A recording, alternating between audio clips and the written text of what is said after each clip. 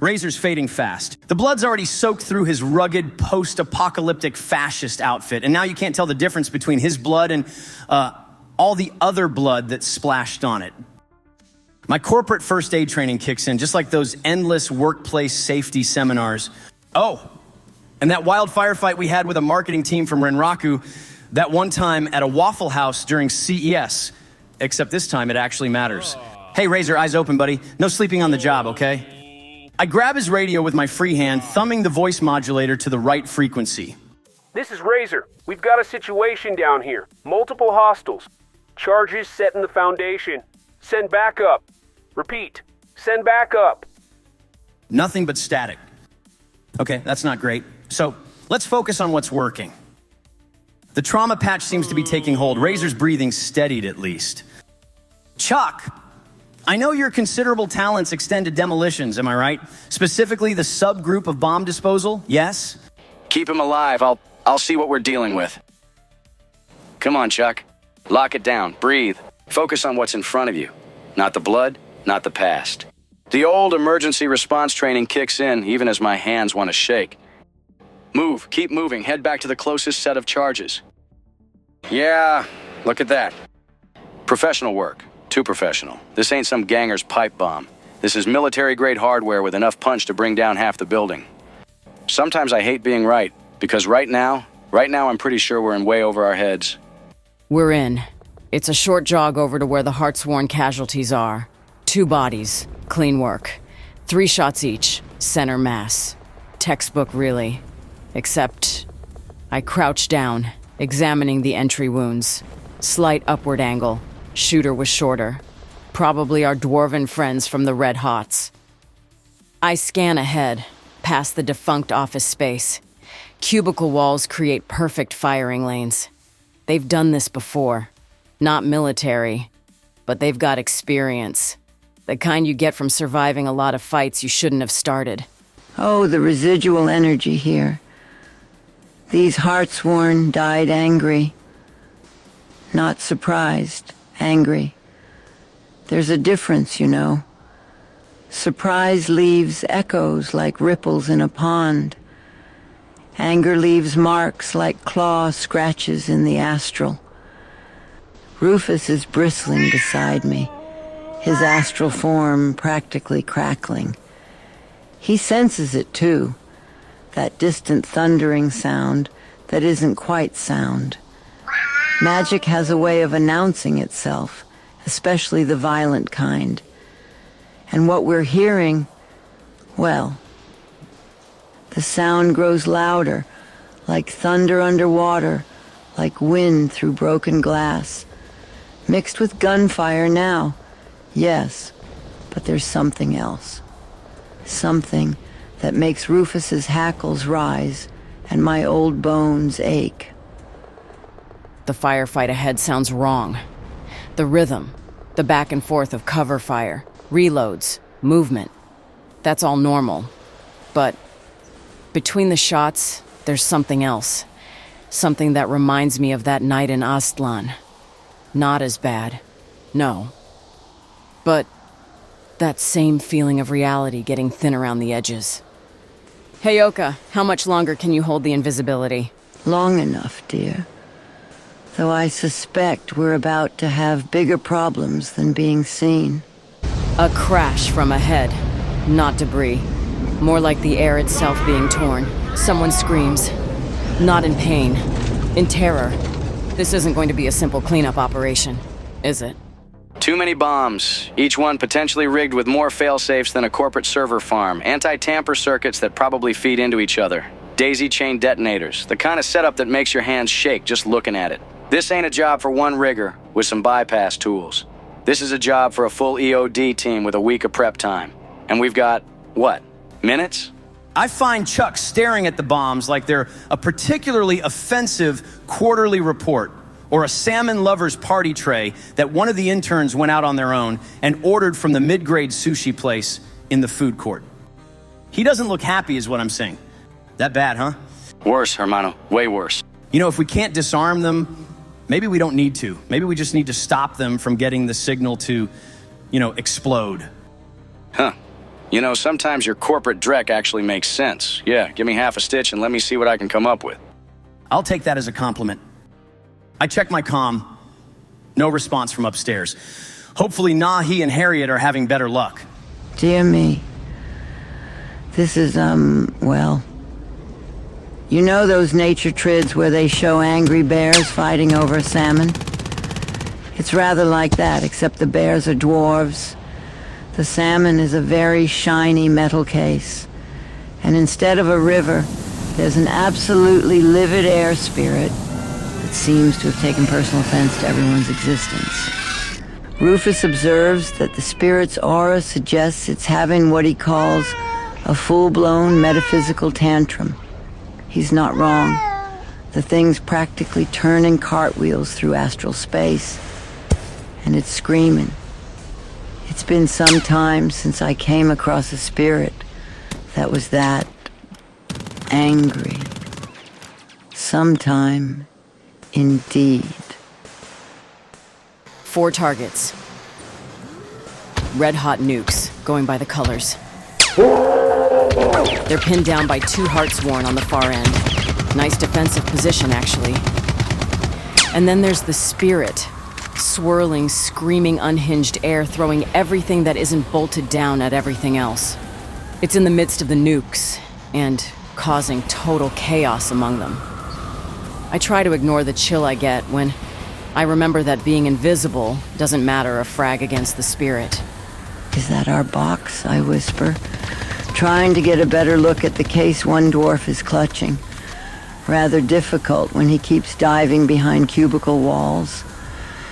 It seems a bit militaristic for a Japanese puzzle box, doesn't it? One of the Heartsworn shouts something that might be tactical information, but is mostly drowned out by the sound of the spirit screeching and then hardening air to pummel and smash the nukes. The dwarf with the case is the priority target. Time to get in the game.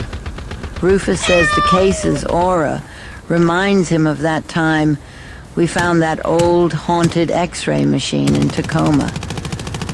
I do wish he wouldn't bring that up right now, especially since he might actually have a point. There. The receiver's right where any self-respecting demo team would put it. Hidden, but not too hidden. Just enough to keep the mundanes from stumbling on it. You know what old Chuck always says about remote detonators? That they're just another electronic thingy waiting to get bricked? What? Nah. I've never said that, ever. But that's actually pretty good, yeah. I'm gonna use that. Watching Chuck work is like watching a master artist if the medium was destroying other people's electronics and the canvas was a bomb trigger. His fingers dance across his RCC's interface, muttering what sounds suspiciously like a lullaby to his deck. You sure about this, I ask? Because someone has to be the voice of corporate risk assessment. Chuck just grins. That's either very good or very bad. Then the repeater makes a sound that expensive electronics should never make. After that, nothing. No explosion, no death. Just the quiet hum of victory. Nice. I'm practically dancing. We did it. No more bombs, no more problems. Palace is saved, life is good, and somewhere up there, Nahi and Harriet are probably already done with their part and waiting for us with drinks. But you've been listening to this channel long enough to know, chummer, yeah, life ain't that easy. And Lady Luck, well, she ain't that loyal. Besides, Sal's got that look. Hey, Chuck, you ever wonder why they'd put the receiver down here in the tunnel instead of, Instead of with all the other charges. The ones in the parking garage. Yeah. Shit. The cram makes everything crystal clear. Time slows. Chrome and reflex wires bend it to the point of breaking. SmartLink lights up vulnerables. Target acquisition is automatic. The dwarf with the case is center mass in my sights. Double tap. Perfect grouping. He's down before the brass hits the floor, before he even registers the threat. Just like training.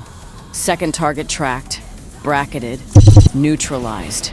Textbook. The colonel would be proud. Oh my.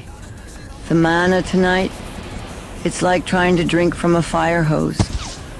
I reach for just enough power for a simple curse, and instead, the hex hits the dwarf like a runaway freight train. His aura practically implodes. Rufus makes a noise that cats definitely shouldn't be able to make. Even the air spirit pauses its rampage to take notice. Well, that was more dramatic than intended. The spirit's screech sounds like steel being torn apart. The remaining nukes are caught between its fury and the Heartsworn's covering fire. Smart money says fall back, regroup. But no, they go the other way. Charging forward, pulling grenades. Seen this before. The explosion tears through the office space. When the smoke clears, the Heartsworn are down. The nukes are in little pieces everywhere. But the case, it's in play. Nahi, dear, perhaps we shouldn't. But she's already moving, scooping up the case. Soldier's instinct. Admirable, really. Unfortunately, about that spirit. I start, watching its aura shift from general rage to very specific, very focused, very Nahi-shaped rage.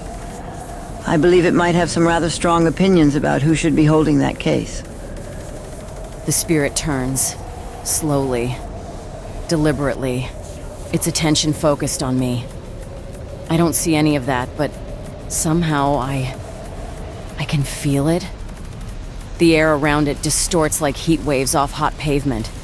Every bit of tactical training, every combat instinct I have is screaming one thing.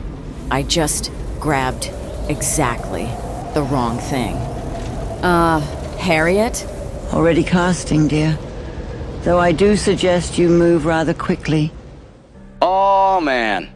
This repeater, it's not networked with the others. These charges are on a separate circuit. I pull up the building schematics again, really looking this time. The parking garage charges, the foundation charges we haven't found yet. They're probably all on different systems. Yeah, we didn't disarm the bomb threat. We just cut off their escape route. The mana barrier springs up just as the spirit decides to express its disappointment. Rather like trying to hold back a typhoon with an umbrella, but it's holding. For now. No point keeping the invisibility up along with the mana barrier, though. Nahi, I call out, noticing her expression has gone from tactical focus to something considerably more alarming. She looks like she's just seen a ghost. And trust me, I know exactly what that looks like. From both perspectives. Wrong weight, wrong design. Military-grade case, mil-spec locks. I recognize this. The Wildcats had a briefing on these once. Command and control cases, they called them. Nuclear footballs. The kind of thing that should be handcuffed to some general's wrist. Not sitting in a gang-operated treasury in Seattle. Drop the case. Back away slow. The spirit's aggression fades almost instantly. It just wanted to guard its charge. Fine. Let it. Hey, Yoka, we need to find our actual target, now. Was that not our box, then? Rufus thought it felt rather spicy, in an astral sense. Yeah, that's one way to put it. Well, I've sent a multimedia messaging service message to our friend Keelock. He's usually quite knowledgeable about these sorts of, here's his response. Whole bunch of Japanese stuff, man. I try to imitate his unique cadence. Rufus gives me a look that suggests I shouldn't quit my day job. But Nahi seems to know what Mr. Kelso meant as she's gone in a flash toward a conference room. Oh, now where are my manners? Thank you, kind regards. Exclamation point, Harriet. Oh, and a little bit of fun now. Smiley face. Yes, I like that. Fine, Rufus, I'm coming. The conference room looks like someone raided a museum's storage closet. Scrolls, decorative swords, ceramics. What is very obviously an original hand-painted cell of anime. Probably from the 1980s. And there, sitting innocently beside a tanuki statue. Our puzzle box. The Heyoka senses it and it's clean. No spirits, No booby traps. Mission accomplished. Simple, clean, professional. Except, Harriet, about that other case. The spicy one? With all the angry warning symbols? The one that made my teeth itch just looking at it? Yeah, I don't think we can just leave it here. Why ever not? The spirit seems quite happy guarding it. She's right. The spirit's got it locked down. For now. Until the next gang decides to make a play for it. Or, more likely, and more importantly, until whoever put it here decides to use it. Loose nukes on the board feel a bit above this captain's pay grade, and speaking of that, this mission's pay grade is like 4,000 new yen, so definitely feels like we should back away from this. Still, the Wildcats had another saying. Sometimes the mission you came for isn't the mission you need to complete. But this isn't the Cats. This is a Shadowrun. Our objective is accomplished. Time to bug out. Get home alive. Cash the check. Wait for the next one. That's the professional thing to do. Right? Shit.